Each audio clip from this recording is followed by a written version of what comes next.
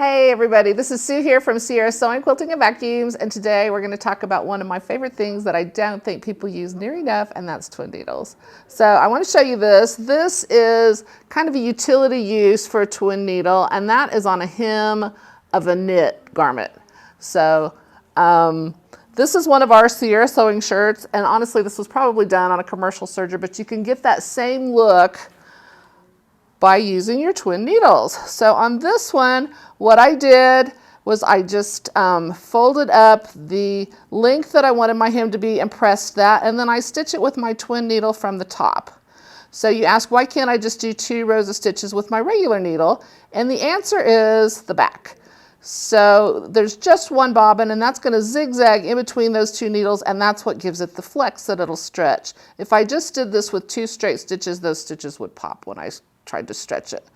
So then I've stitched this, I've got this little flap, and all I'm going to do is come back on the back side and I'm going to trim that off, and it gives you just a really nice finish for any kind of knit that still allows you to stretch. Okay, so when I do that, there's a variety of sizes of needles.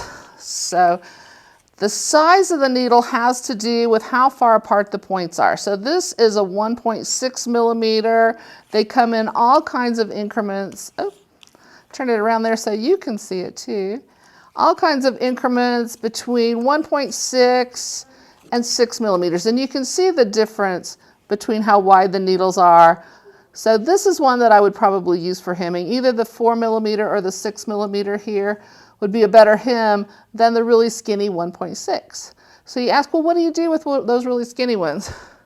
Well, one day when I was playing around, I didn't have anything better to do. I had this black fabric that I'd already stabilized. I'd ironed stabilizer to the back, so I couldn't really use it for too much else. So I thought, well, this is a good chance to play. So I just found 2 fun colors of thread, and I started playing, and this was with a 2 millimeter twin needle.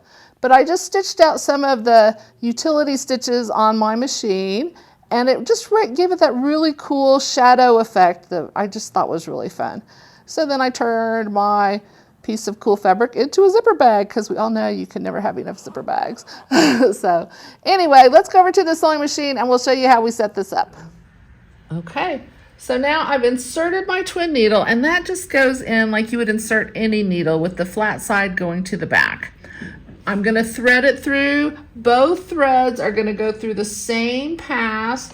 The only difference is when I get down to the needle, one's going to go to the left, one's going to go to the right.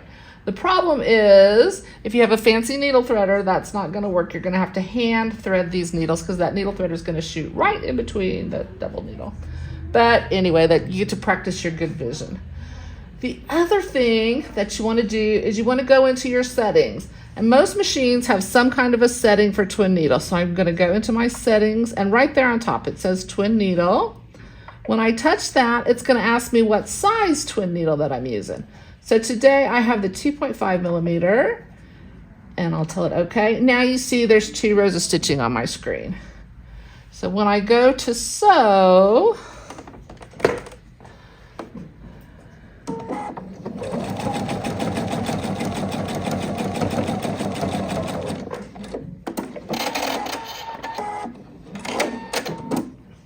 you get the 2 rows of stitching.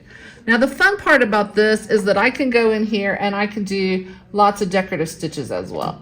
So here's just a plain zigzag. The beauty of having it in the settings is, if I want to make it wider, the machine is smart enough, it knows how wide I can go without breaking that needle.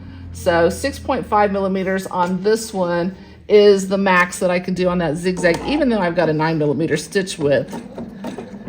But that is going to accommodate for the twin needles and prevent those from breaking.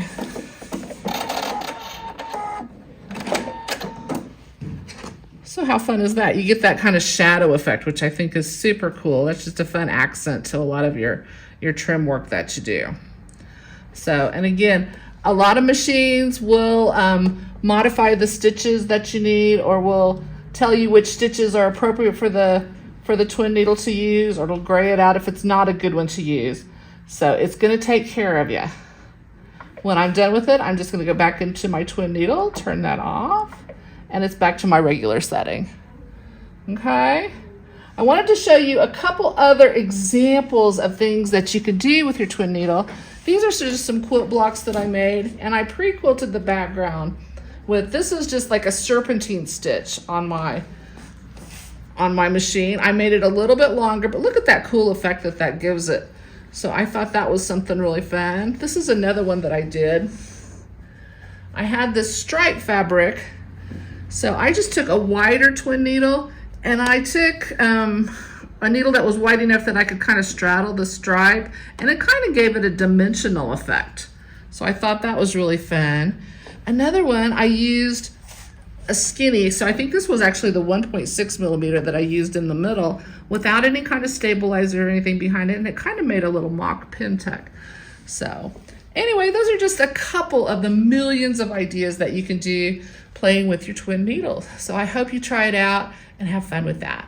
Thanks so much, and we'll talk to you soon. Bye-bye.